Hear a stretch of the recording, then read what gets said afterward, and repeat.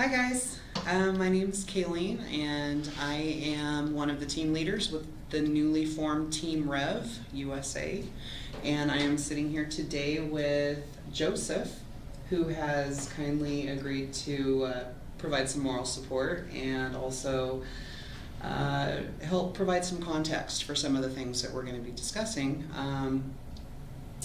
I've never done anything like this. I am so far outside of my comfort zone right now, so please bear with me. We're here today to make a proposal to our neighbors near and far, especially here in Missoula, Montana. We're going to talk about the different layers of this revolution that I keep reading people are waiting for.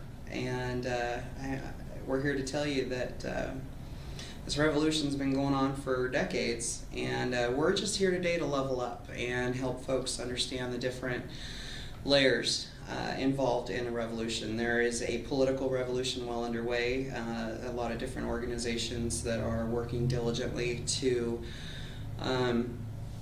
help make some of the necessary changes, but fact of the matter is we do not have time to wait for politics to catch up.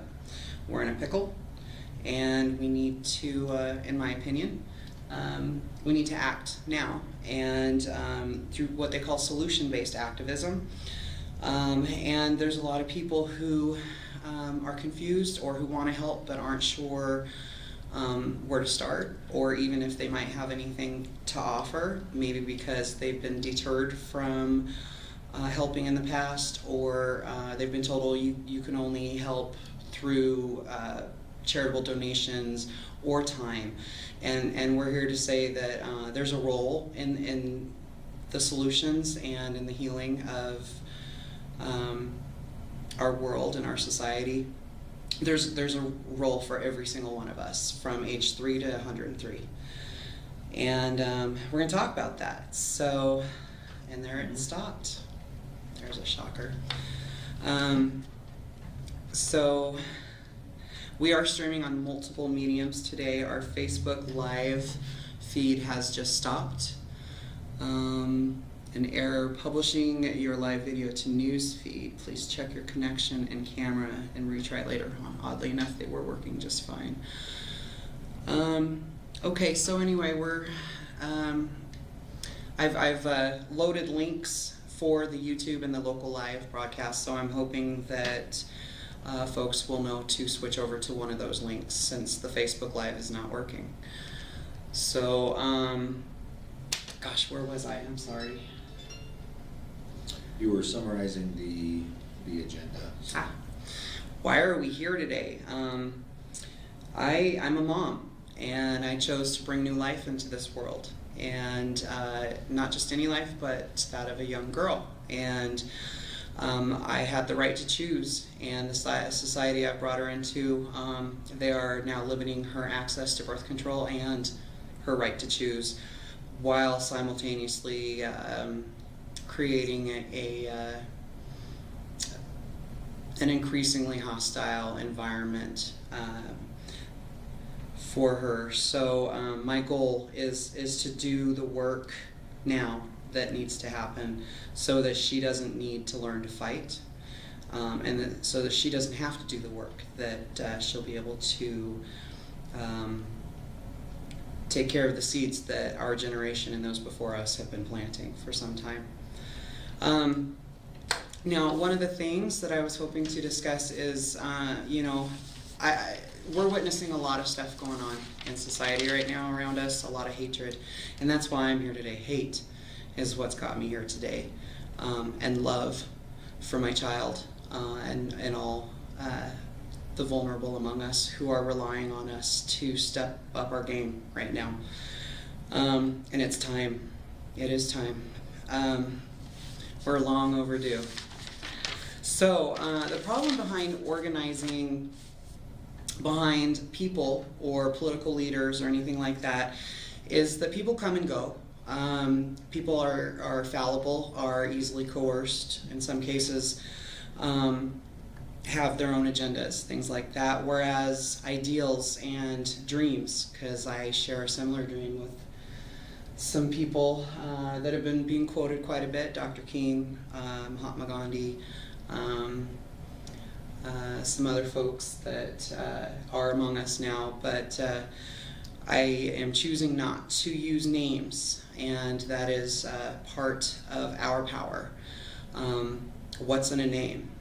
There is power in a name, and how you use a name or how you choose not to use a name, just like there is power in action and there is power in inaction. At any rate, so we're proposing an umbrella of sorts for our active teammates at all levels that are currently in the fight, and those who are hoping to find a place and find a role on the team themselves. We are, Team Rev is actively recruiting members today at all levels, and I guess the proposal, it's an idea, and that's how this is going to work on this team. Is everybody's input is valuable and valid. Everyone's experience, knowledge, skills is valid. And so we'll ask a lot of questions. We have an idea of what direction we'd like to go, but this is a team effort. Teamwork makes the dream work, right? We've all, throughout some point in our lives, have participated in some sort of team activity, team sport, even shut-ins like me have a role to play in this. And so what we're proposing is teams. Say we have Team Red that could work on matters of human rights, human rights justice, things like that. Team Green hopefully would be organizations similar to Greenpeace. I know I said I'm not going to use names, but I am throwing out some Hail Marys today. Team Yellow, Team Blue, Team, and so on and so on. And each group would say we have our water protectors, our earth protectors, our animal rights activists, our human rights activists, and so forth. Each one would fit under a team. And so what we're proposing is consolidation and collaboration on a very large scale, starting locally. That's what we mean when we say grassroots, because I've been doing some activism work around town myself, and have even dabbled a little bit in the political arena, and we're in a pickle, guys. I honestly, gosh, I don't know. I think that we've been placing trust in the wrong hands for far too long, so now we need to trust ourselves and each other more than ever. I honestly question the motives of most people who want to go into politics. I wonder what their motives might be, their agendas. People who are going into it out of a sense of necessity, they feel like they're being called to it, things like that. People that are being groomed to go into politics. There are some running locally that have been, I believe, from what I understand, groomed, and that's why we have such a huge disconnect amongst people who claim to be representing us, who are actually grossly misrepresenting us on so many levels. So we're proposing that we go out within our communities and we find the people who are already in the fight, that may have never even considered going into politics, or have but decided not to, because when you put yourself out here like this, you essentially paint a target on yourself. And with the world of social media being as it is, everyone has a new sense of fearlessness. You know, it's easy to be very cruel and say unkind things behind the security of a computer. And you know, when people go into service to serve the people, there's a reason we're having trouble getting the ones we need in there, because they're not getting the support that they need from us. You know, I see all the time something happens, and I hear people say, "Oh, geez, somebody should do something about that. Somebody should say something about that." Well, guess what? We are somebody. There is nobody coming to save us. We're it, all of us. That's it. And we need to mobilize, and we need everybody on the move right now. There are a lot of people working right now, locally and abroad, that have amazing potential solutions to what's happening around us. And so what we would like to do is to help find them, educate ourselves and each other, empower ourselves and each other, enable ourselves and each other to do the work that needs to be done, and also to have each other's backs in a way that, in a world that is increasingly treacherous and hostile and divisive and hateful, is an active revolution all by itself. So at any rate, I'm gonna ask Joseph if he has anything he would like to add at this moment in time while I go through some notes. And Sure. okay. Yeah, and thanks for inviting me here today, of course, to share in part of what you're promoting in terms of a message, and also to help illuminate some concepts that seem to get often missed, or there tend to be missteps within the social justice advocacy realm. Things that often get overlooked, say cultural competency being a central factor. Now that's what I represent. That's one of the academias, I guess you could say, that I have pursued, studied, and have examined both as a discourse and as a practical application at the university level, working locally here within the Missoula community and the University of Montana.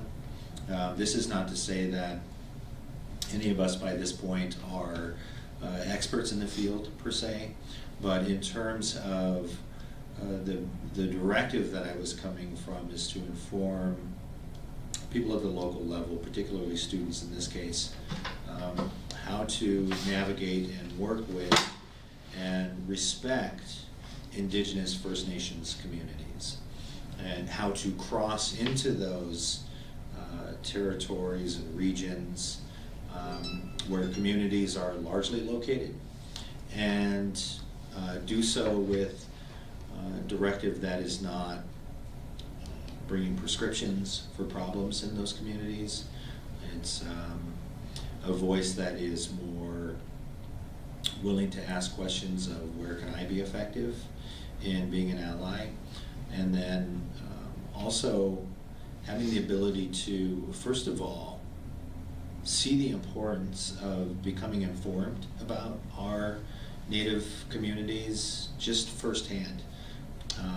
I think that in terms of expressing respect for anyone as you walk through the door, I think it's important to first of all understand where they're coming from, what their language is, how to not misstep within that conversation and so forth. I think we all do it in practice.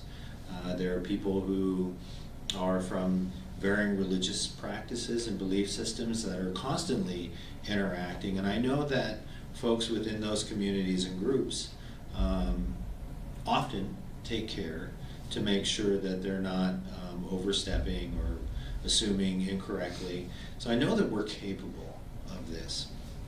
I've seen many examples of it. Working with international students on campus was part of that function as well, and also very eye-opening too, to some of the challenges that are students abroad coming here to visit and study within the confines of the United States.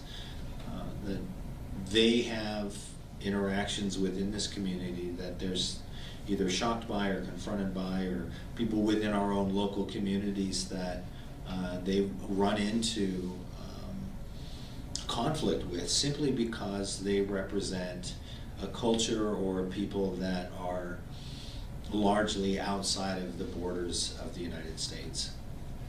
And where I come from as a Native American individual, Anskapi Pagani Niitsitapi, which essentially for the Blackfeet people essentially only means that we're the people from this place. That's what our name means. So that being said, it's not a racial identity, it's not a skin color identity, it is an identity by place and by community largely.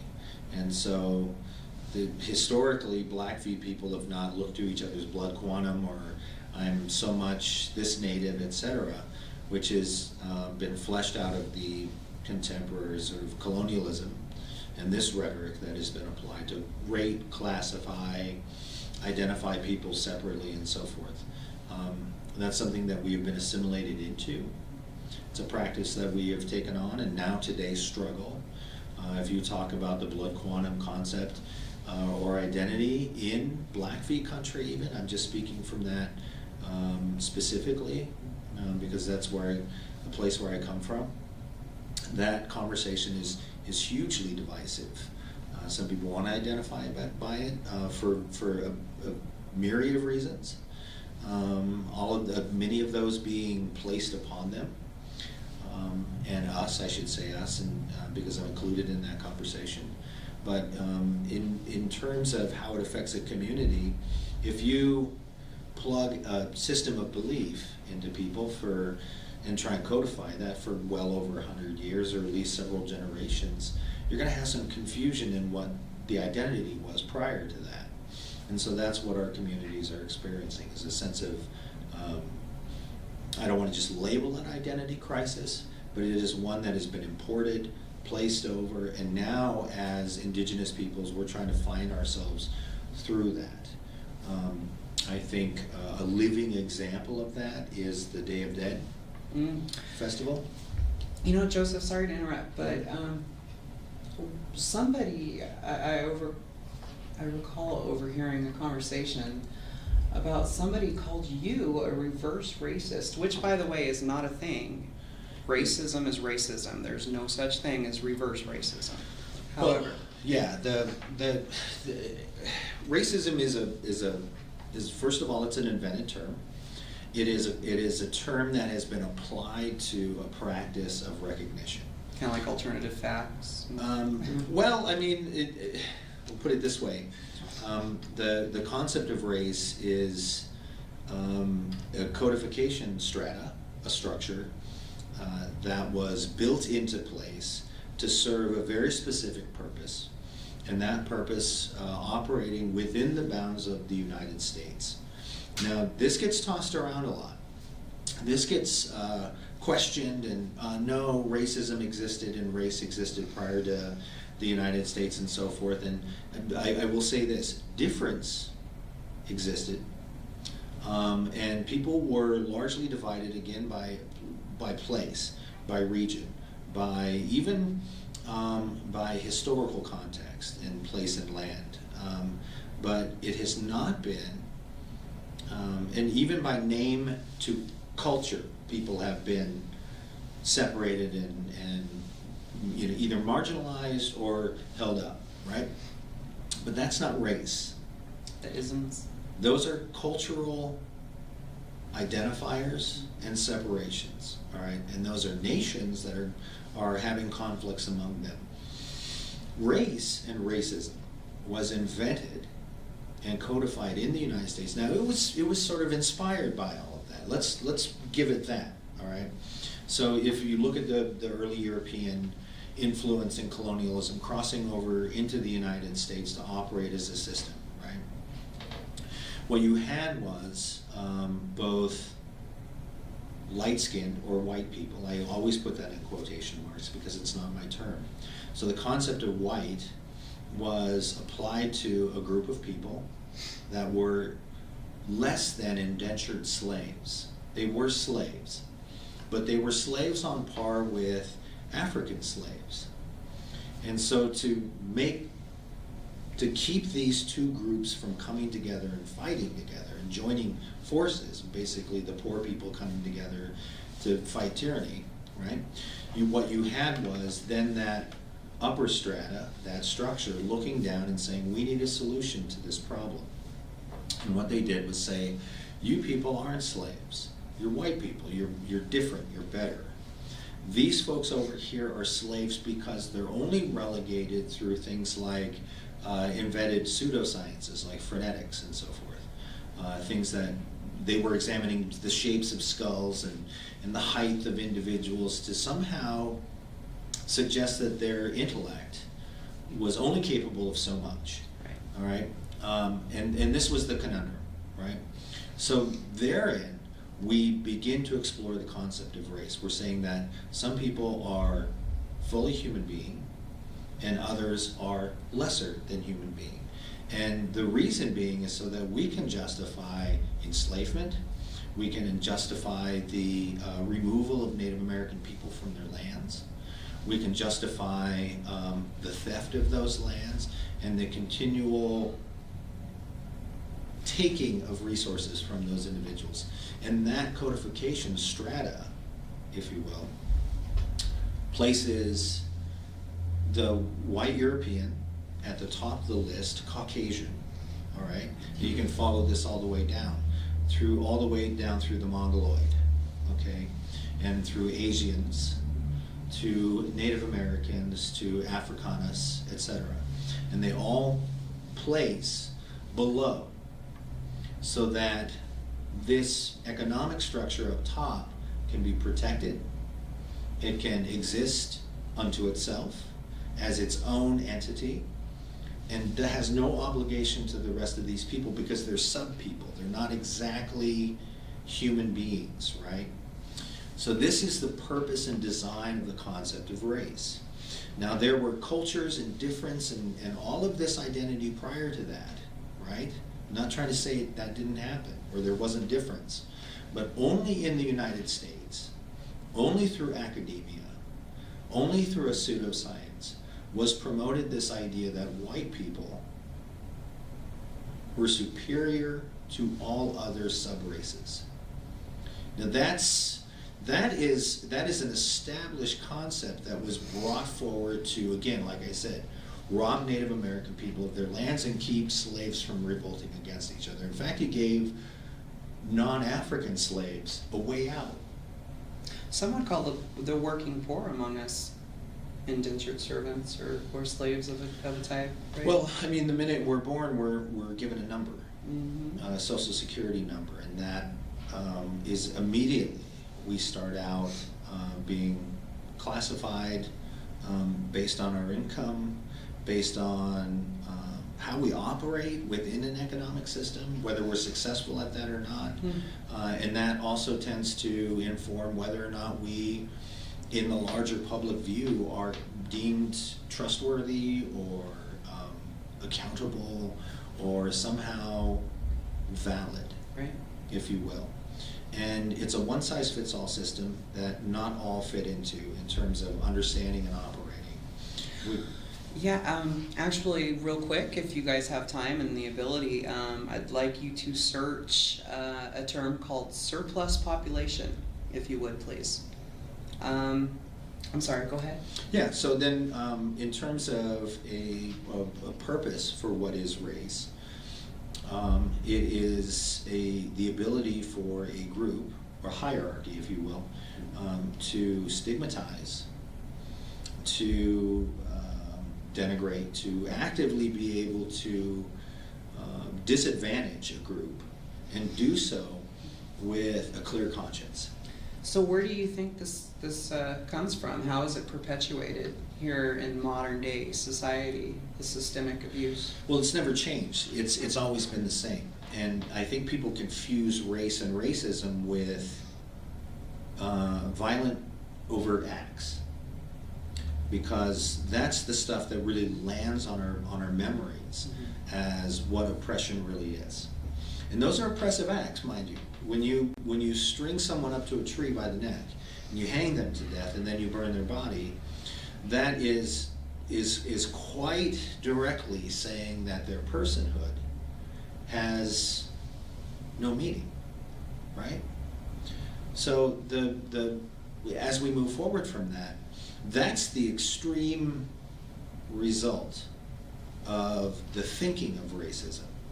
That's an entitlement to say that, you know what, this is a lesser person, I'm going to do this act to them, and next I'm going to get away with it. Mm-hmm. And only that, I'm going to parade it around in front of their family and their people, as if I have a right. Now, people think of that as being racism, and that only. And it's largely misunderstood, because what race and racism truly are economic systems, they're governmental systems, they're judicial systems, they're the reason why Colin Kaepernick is taking a knee. They're to say that the system itself is what is the problem, and the get on the knee thing is a way to exercise the advantage within those subcultures. They afford them the ability to, first of all, make people uncomfortable. You can clearly see that it's inconveniencing an entitled group of our population, being largely what? In this country, if you look at the statistics, it is largely identifying as white. Now that's self-identifying. That's not something that I've put on people. That's not something that I've placed over people. And Native American people, let me be clear, did not bring race or racism or that concept or conversation to the table. That was placed over us, all right? So we look at race and racism as an entity, as an existing thing that influences the thinking of people's processes. It informs our ego. It puts us in a place where we can actually say, you know what, you deserve a little less. Or because you are a certain type of, from a population, it's no wonder you're poor. What it does is it removes the examination of what the system is and how it keeps people oppressed, certain populations and groups. We can follow the African slave trade straight through to the steelworking industry, and that was a way of corporate wage slavery, and then that moved right into the prison pipeline population. Now that's all connected, and there's no way that any historian or anyone, I think, even on their best day, can go back and try and disprove, because there's data, there's historical evidence, there's a timeline, and there's also a paper trail. And it connects both the Democratic Party and the Republican Party as sort of this shifting tide, depending on where the country was at that point. You have people today, in today's day and age, saying, oh, but the Democrats way back when, or the Republicans way back when did this or that. It is a, how do you say this, a very fluid entity, this politic of the United States. And what we can assume to this point, at least in the last 20 to 30 to 40 years, and you can even look back 500 years, is that neither party at any point has ever done any significant or substantive support within Native communities for their own purpose. For the purpose of, say, the Salish or the Kootenai, etc. Unless it's an election year. Well, it's always a partnership or what we can get out of it. And much of that is ongoing assimilation tactics, ongoing expectations of, you better measure up to this model, otherwise you're not quite good enough human-wise. And we even have people within our own tribal communities thinking that economic stability is a solution for Native American people as opposed to self-identity and what is our culture and who we are as a people. And that really gets missed in the conversation. Well, I think most of us are too busy just fighting for survival to be able to focus on the things that really matter, like who we are as a whole. For sure. And as a species. Being kept divisive. I mean, the tactic being divisive and people being kept divided is... Labels. Gotta love those labels. Is what allows us, as in those in economic strife, to look at the group next door and saying they're the person taking. So I think it leads us into this conversation that, you know, within this outreach to get more people to be outdoors, involved, calling people out, People call it this culture of calling out, as if that's a bad thing. And I think there's a lot of people being vilified for being truthful and honest, trying to do the right thing. Right, and I think I've even heard somebody, I think it was Al Franken or something, and I'm paraphrasing, of course, but just phrase it in a way that it was like constructive criticism or constructive calling out culture, as opposed to being, too honest. And that in and of itself is still problematic. And just from a local community of Missoula, which is a beautiful community, it's a nice area. It has tremendous potential, but even culturally, academically, it is socked into its own entitlements. Speaking of entitlements, we've all heard the term privilege and white privilege being thrown around quite a bit, to the point where I think there's a lot of miscommunication, misunderstanding as to what we mean by that. Right. I grew up believing that America was the great melting pot, that, I was colorblind. You've heard that, right? I didn't realize how truly privileged I was until recent events over the past couple of years, and I'm still learning. I'm stumbling over my words here. And what you would call economically challenged, but I still have privilege. I'm a woman, which may not be, depending on who you talk to, may not be the best thing, especially in a society where there are people among us using The Handmaid's Tale as an instruction manual, as opposed to the cautionary tale it's probably meant to be. Sorry, I'm a mom. I get a little worked up about things like that. But we have privilege even when we don't think we have privilege. And we have in my opinion, a responsibility to use that however, whenever, wherever we can, wherever we witness or experience some form of injustice. I don't know how many videos I've watched online of some person who's been emboldened and empowered by the contradictions happening in DC.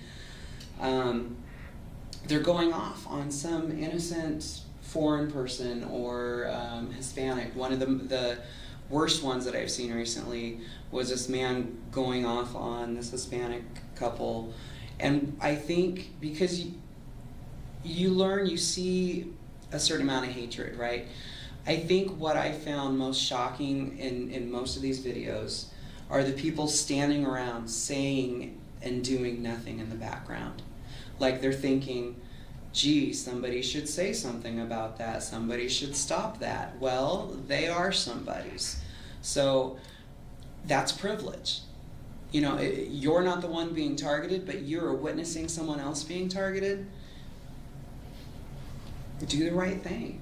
Even if it's uncomfortable, because I don't know about you, I'm not willing to look my little girl in the eyes one day and tell her that the changes needed, that the work that needed to be done was too hard, too scary, too uncomfortable. I was too busy. I was too tired.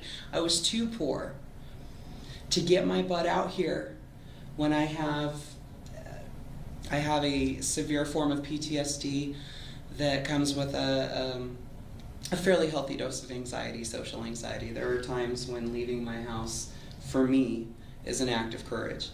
And I'm not expecting a pat on the back for that. And I'm not expecting sympathy for it. In fact, I do not want any. My point is that I chose to bring new life into this world. When I made that choice, I also made her a promise.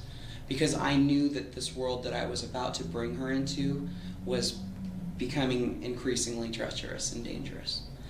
So I made her a promise that I was going to do everything in my power to fight for what's right so that she won't have to.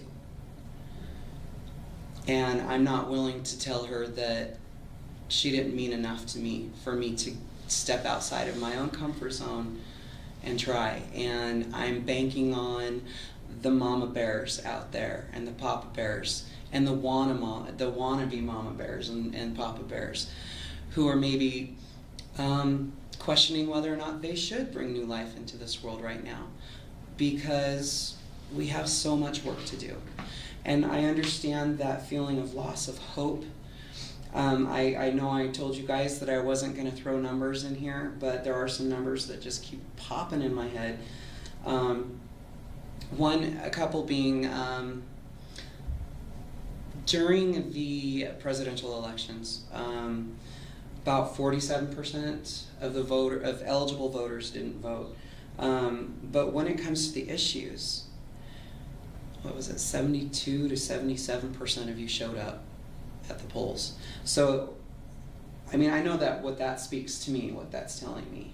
It's telling me, A, that we don't have good enough choices at the polls, that we need to open the primaries because two parties are not giving us appropriate options at this point, in my opinion. Anyway, I don't want to go into that side of things because Team Rev, there are going to be some political aspects to it, but this is about the other necessary work that we need to do, because we can't keep asking. It's not fair for us to expect other people to keep doing the work when some of us can't even find the time to show up to their events, to provide the support that they need to be able to do the work that we're asking them to do, to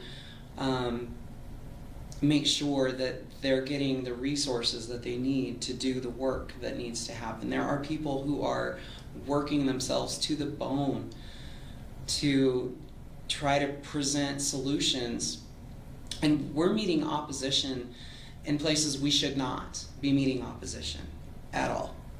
We've trusted people to keep our food, our water, our air safe, and we're being systematically poisoned. Our foods there's some chemicals called glyphosates in those that are finding their way into almost all our foods. A lot of people don't know that much of American wheat is processed at the time of harvesting. It's doused with a chemical called Roundup. That has been proven to not only decimate bee populations, which are now either extinct or on the endangered species list, but it's also been proven to alter our DNA and make us sick. I can share some personal experiences with you of me trying to provide for my child and to make sure that she stays healthy while also receiving educational opportunities. And I was put in a position where I had to consider pulling her from one of the only educational opportunities afforded to people who are economically challenged in our area, because I wasn't willing to play Russian roulette with her health. I knew through doing, we're our children's first doctors, they're first nurses. And so I did what they call an omission diet. And there's people talking about gluten allergies, celiac disease, things like that. And now there's, confusion. Well, maybe it's not the gluten we're allergic to, maybe it's the additives and the pesticides that are in our foods. And I do want to give a shout out to March Against Monsanto. I run one of the Missoula, March Against Monsanto Missoula pages.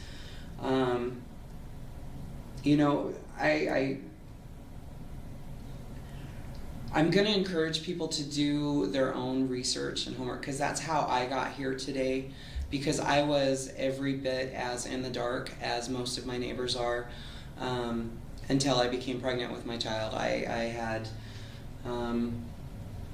become just as frustrated, just as in many ways hopeless.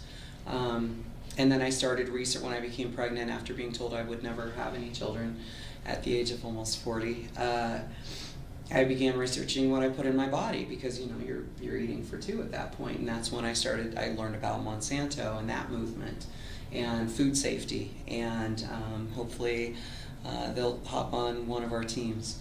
And And the reason we're sending shout outs to different organizations like this is to make it easier for those among you and among us that want to get out and do the work. If you're passionate about something, if you feel called for something, but you're not sure how to go about finding your place, we want to make it easy for you to get involved in your own destiny and taking control of it.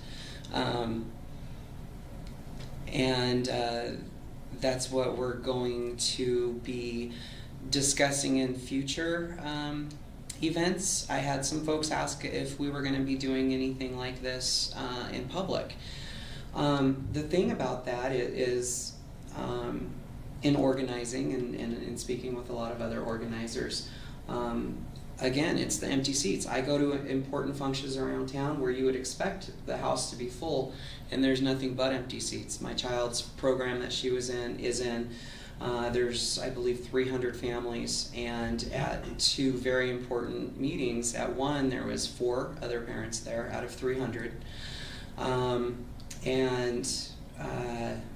See, I think for the fun one, for the activities, I think we had almost a dozen out of 300 show up for that. So if we can't commit to making sure our children are getting everything we need, we're supposed to, as parents, we're supposed to want better for our children than what we have. The old, oh, it was good enough for me. Great, it was good enough for you, wonderful, but we're still supposed to want and demand better for our children, from ourselves, for them, in my opinion. And I think that people are just not sure. You know, when you think revolution, you think guns, you think, you know, violence. No, we're proposing something where first of all, we do not advocate violence of any kind, and make that very clear. But we are advocating being a gigantic pain in the neck for anyone who is benefiting from the suffering of others, anyone who has a vested interest in keeping us divided. We'll discuss things such as civil disobedience versus social disobedience. Civic duty, you know, civic duty is more than just jury duty. You know, and we have a duty. There are children in foster care that when they, and in the group homes here in town, when they became wards of the state, like it or not, they became our responsibility. And over the summer, I reached out to one of the local youth homes here in town, and just to find out if there was anything they wanted or needed. And when I got a copy of their wish list, there were basic needs on this wish list. So we're not. I know people like to think that we're on it, we've got it covered. We don't. We really don't. We can do better. And I have high expectations of myself, but have been learning to keep my hopes higher than my expectations. I've done things like this in the past that, you know, at one point we had one gentleman from Germany who was tuning in to offer information on horticulture and how you can actually power your entire house with houseplants. But, you know, just there are a lot of potential solutions out there. And I frankly, when it does come to lobbyists and what's going on in DC, if it was up to me, besides having labels on them all like NASCAR drivers as far as who they're really working for, because by the way, we are their rightful employers. Anyway, so if it was up to me, as far as lobbyists go, since we're having so much trouble getting the dark money and the corruption out, I don't know, I would slap body cams on every single one of those guys. I would post veterans at their doors, and the only lobbyists getting in are the ones proposing solutions, especially when it comes to the corporate ones that much of the mess and the pickle that we're in, I think they would go to the bottom of the list if it was up to me, and the people among us that are offering real solutions to the problems would join us. And part of this revolution is, you know, they said the revolution's not going to be televised, right? Well, I know we're just MCAT, right, and just a little local thing. But part of this proposal is that we give them nothing but a revolution to televise. Meaning, everything we do, and we're going to have fun doing this, everything we do is with purpose and with wisdom, but also committed to giving the corporation some complications and addressing the contradictions. And coming at it from a place of healing. Because that, I believe, when we're talking about grassroots, I think healing is where we should focus on love for ourselves and our fellow humans, love for this planet that provides us everything we could ever possibly need, but we are simultaneously decimating much of what we need from her. The animals that don't have voices, you know, while we're sitting here discussing things, I think here in America, even people like myself, I live below poverty level right now, because I also live with a disability. And I am working on bettering my family circumstances, but we still have a responsibility to speak out, and we still have something to offer. We have our voices. They haven't taken that away from us yet. They are trying to take away our rights to peacefully assemble. They are just chipping away at our constitutional rights.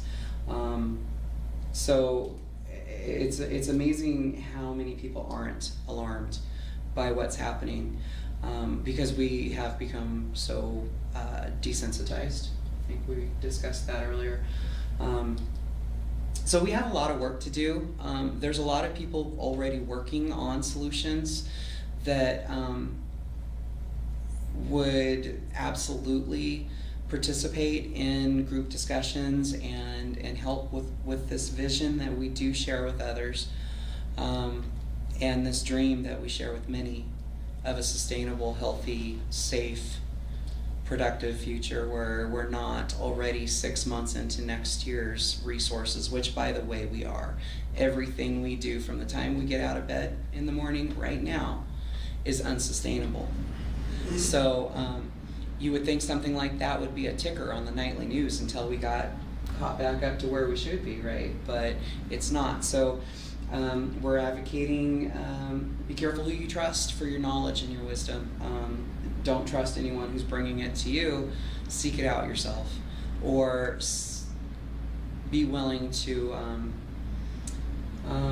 find some people who you do trust, who you know do a lot of research themselves, and maybe pick their brains. Cognitive dissonance, that is something I also would ask you to search. Cognitive dissonance is basically, how do I summarize it best? It's where we've been taught to think and believe a certain way. So when our belief systems and what we've learned are challenged, even with proof and evidence, for many of us, it's still very difficult to wrap our heads around it.